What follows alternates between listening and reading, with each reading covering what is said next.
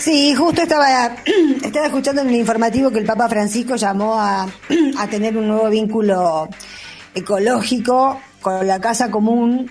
Y bueno, yo cuando preparé esta columna no estaba pensando en el Papa Francisco, coincido mucho en muchos aspectos con el Papa. Y esto tributa esa idea, porque se llama la columna Inteligencia Vegetal. Y la verdad que leí el otro día una nota a un señor que se llama Stefano Mancuso, un tano, la verdad me voló la cabeza lo que escuché, porque yo ni siquiera sabía que existía la neurobiología vegetal. Y este hombre es director del Laboratorio Internacional de Neurobiología Vegetal de la Universidad de Florencia. Hace rato que saca libros que tienen que ver con su especialidad. Sabe muchísimo y se especializa en raíces, y acaba de sacar un nuevo libro que se llama La planta del mundo, de Galaxia Gutenberg. Hace 30 años que estudia el comportamiento de las raíces de diversas especies. El título de la nota que leí, que salió publicada en elmundo.es, es muy significativo, y todo lo que cuenta Mancuso abona esto. Él dice: como especie, los sapiens somos mucho más estúpidos que las plantas. Porque efectivamente hemos avanzado en algunas cosas que conocemos del mundo animal, pero el mundo vegetal, la verdad, uno no aparece información en todas partes. Y la verdad que esto que dice Mancuso a mí me impresiona mucho. Como dato, como para tener un dato duro, los animales, incluyéndonos, representamos el 0,3% de la biomasa, es decir, de lo vivo existente en el mundo. Las plantas el 85%. Él dice, Mancuso, que el clic le bajó una ficha cuando estaba haciendo el doctorado, porque cambió el modo de entender a las plantas, a las raíces. Antes, durante toda su carrera, estudiaba cómo las raíces podían superar un obstáculo. Ese era el objeto de estudio en la facultad, cómo las raíces podían superar un obstáculo, y se trabajaba en ese momento con la idea de que las raíces, de todas las especies, ¿no? Hacen un intento tras otro para seguir avanzando. Y esto lo puede ver cualquiera si tiene un jardincito, digamos, ¿no? Que las raíces se las arreglan para avanzar pese a los obstáculos.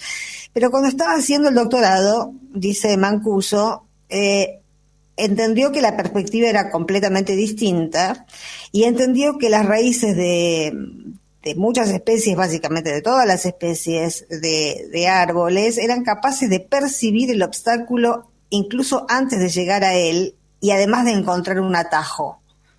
O sea que ahí, hicieron experimentos que demostraron que las raíces son capaces de sentir, de percibir el entorno y de encontrar soluciones eficientes.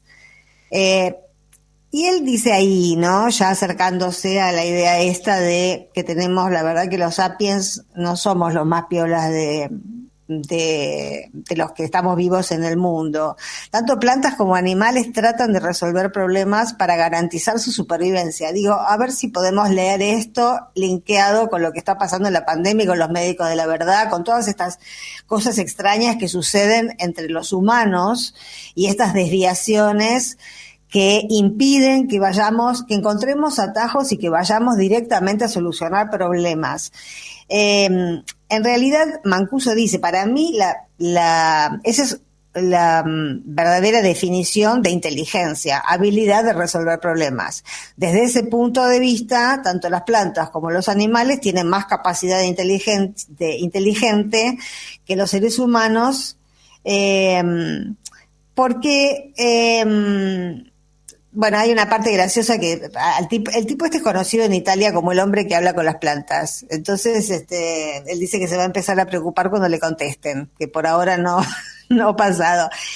Pero él este descubrimiento de ver que las plantas detectan los problemas, los obstáculos, es decir, si hay un curso de agua, si hay algo que las amenace y encuentran un atajo, eso lo llevó a su último tema de investigación desde hace ya más de una década, que es la comunicación entre las plantas. Otro ítem que a mí me sorprendió mucho. Un tipo que hace 10 años que se dedica a estudiar la comunicación entre las plantas, quiere decir que las plantas se comunican, y diferenció 3 niveles distintos de lenguaje entre plantas, dependiendo básicamente el tipo de lenguaje que encontraron y que emiten las plantas, tiene que ver con el grado de familiaridad de esa planta con la otra, a la que le habla, a la que le manda. Ahora vamos a ver a través cómo se comunica, ¿no? Hay mucha información y mucho lenguaje específico si unas plantas se comunican con plantas de su misma especie.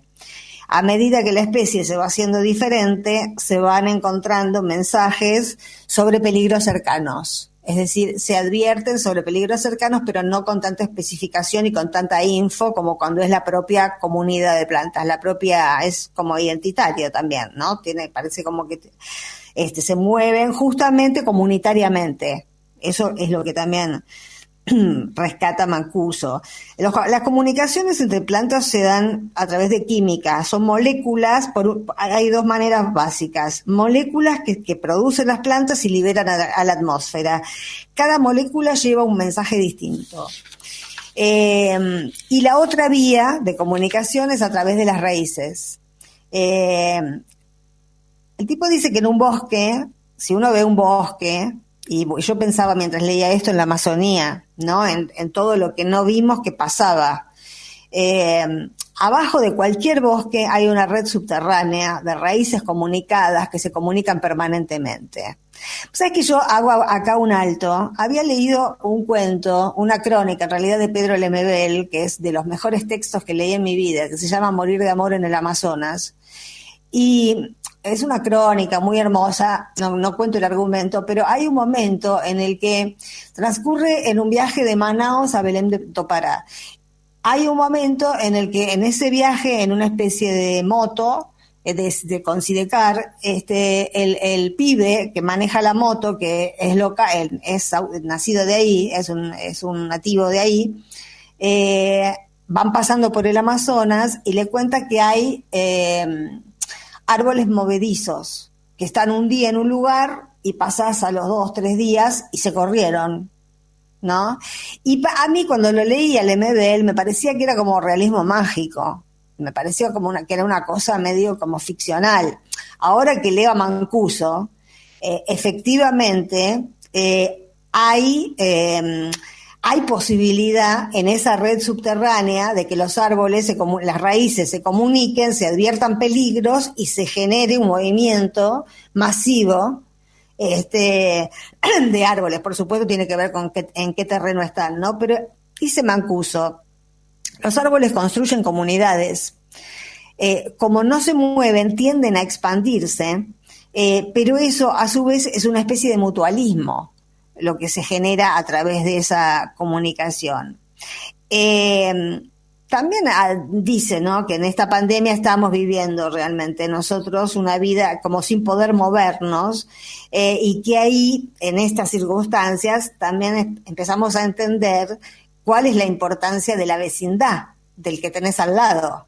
Por ahí podés tener vínculos muy interesantes con gente que vive muy lejos, pero que en una circunstancia extrema, y bueno, las plantas viven en la circunstancia extrema de la inmovilidad, no pueden salir caminando, digamos, es muy importante esta vecindad, esta comunidad que van creando en cada ecosistema. Cada ecosistema es como una especie de mutual, es como una especie de colectivismo, ¿no?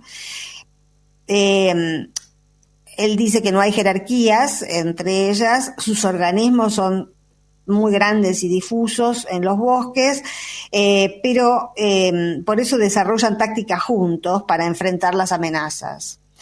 Y finalmente, para terminar, este hombre, que está visiblemente enamorado del reino vegetal, dice que que nosotros, los sapiens, los humanos, somos más estúpidos, no más inteligentes que las plantas. La prueba está que nosotros llevamos 300.000 años sobre la Tierra y no son pocos los que ya hablan de peligro de extinción, y las plantas llevan 5 millones de años.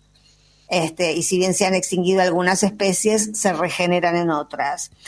Y esta es la frase con la que me parece que está bueno cerrar, porque es muy disruptiva, ya que siempre se consideró, y todo lo que escuchamos desde chiquitos tiene que ver con que nos diferenciamos de las plantas, y desde luego de las plantas, pero también de los animales, porque tenemos un cerebro que piensa. Y él dice que nuestro cerebro no es una ventaja, sino un inconveniente en términos evolutivos. En realidad, abriendo el panorama y pensando lo que decíamos recién, la incapacidad o todos los obstáculos que están surgiendo en el mundo nuestro, en el mundo de los humanos, para enfrentar una amenaza como es una pandemia, y la imposibilidad de encontrar un atajo, porque cuando vos querés llegar al atajo vienen los médicos por la verdad y te dicen que ese no es el atajo, y vienen, etcétera, es efectivamente, estamos más cerca de la extinción que de la supervivencia, y en ese sentido tener un cerebro no nos garantiza pensar con inteligencia.